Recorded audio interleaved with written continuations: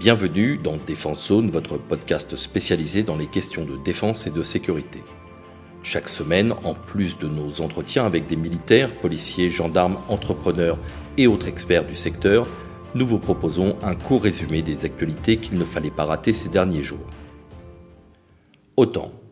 Un premier contingent de 250 soldats a débarqué mardi en Roumanie sur la base de Mihail Kogalniceanu, à proximité de la frontière avec l'Ukraine. Les militaires appartiennent majoritairement à la 27e brigade d'infanterie de montagne. Sous le commandement des chasseurs alpins du 27e BCA, on retrouve un escadron du 4e régiment de chasseurs, des artilleurs du 93e régiment d'artillerie de montagne, une compagnie du 126e régiment d'infanterie et une compagnie de lanciers belges. 250 autres soldats devraient suivre dans quelques jours. Ce déploiement est rendu possible par la flotte de l'armée de l'air et de l'espace avec un Hercule C-130 et un A330 MRTT, mais aussi un Antonov 124, seul avion capable d'acheminer un grand nombre de blindés en une seule rotation. Sur place, les soldats français ont rejoint un détachement américain déployé il y a quelques jours. Les militaires agissent dans le cadre de l'OTAN. Ils constituaient depuis le début de l'année le bataillon Spearhead, fer de lance de la force à très haut niveau de réactivité de l'Alliance, la VJTF, dont la France a pris le commandement depuis le début de l'année. En Estonie, outre un renfort provisoire de 200 militaires de l'armée de terre, l'armée de l'air et de l'espace a annoncé l'arrivée dès la mi-mars de 4 Mirage 2000-5 et, depuis le 2 février, de patrouilles d'avions de chasse basées en France au-dessus de l'espace aérien polonais. Armée de terre. Les Français attendaient cette décision depuis plusieurs mois. Il y a quelques jours, les Allemands ont bien confirmé leur intention de ne pas participer au programme de modernisation de l'hélicoptère Tigre. Malgré cette absence de poids, c'est finalement avec l'aviation légère espagnole que la France vient de notifier la commande auprès d'Airbus Hélicoptères pour cette nouvelle version du Tigre. Baptisé MK3, ce programme consiste à remettre le Tigre au standard du jour grâce à une modernisation de l'électronique embarquée, de la navigation inertielle et un GPS compatible avec Galileo. L'hélicoptère bénéficiera aussi d'autoprotection modernisée ainsi que de nouveaux systèmes de guidage missiles air-sol et de liaison avec des drones.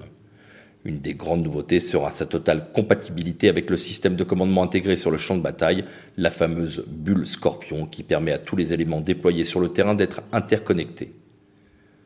L'absence des Allemands aura quand même, dans un premier temps, un certain impact puisque seuls 42 des 67 Tigres en service passeront au standard MK3 et ce à partir de 2029. Pour permettre cette commande, la France participera à hauteur de 2,8 milliards d'euros. Quant aux Espagnols, ils devraient débourser 1,18 milliard pour la rénovation de leurs 18 Tigres. Pologne.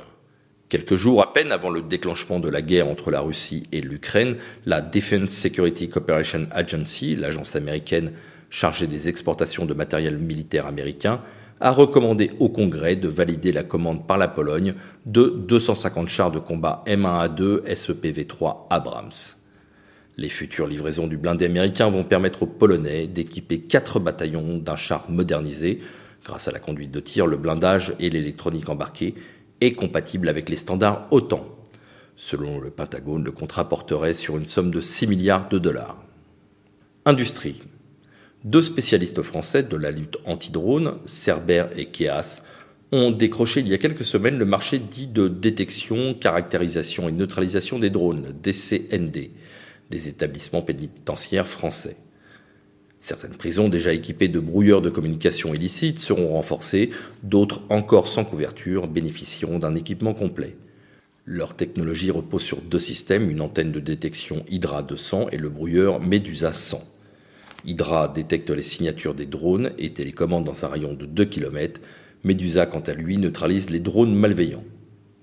Avec la baisse de leur coût d'achat et la facilité pour s'en procurer, l'usage des drones à des fins malveillantes constitue une menace plusieurs fois observée. S'adaptant à la technologie et à sa facilité, les projections manuelles de produits illicites se font de plus en plus par drone, explique Cerber. 2 usages qui inquiètent l'administration, notamment dans la captation illégale d'images et de la livraison de produits interdits aux détenus. Le directeur général de Cerber, Lucas Lebel et David Moriot, président de Keas, se sont félicités, je cite, d'avoir prouvé au marché que 2 experts spécialisés dans la lutte anti-drone peuvent travailler main dans la main et apporter une réponse sur mesure à une administration régalienne telle que le ministère de la Justice. Fin de citation. Voilà pour l'essentiel de l'actualité cette semaine. Pour en savoir davantage sur cet univers et pour découvrir tous nos articles et reportages, rendez-vous sur notre site internet défense-zone.com. Pour plus de brefs, d'articles de fond et de photos, nous éditons également tous les 3 mois un magazine papier que vous pourrez recevoir en étant abonné à notre espace premium. Il vous permettra aussi d'avoir accès à des contenus exclusifs sur nos différents supports. Vous trouverez tous les liens nécessaires dans la description de cet épisode. En attendant, nous vous souhaitons une bonne journée et nous vous donnons rendez-vous la semaine prochaine pour un nouveau résumé de l'actualité des forces de défense et de sécurité.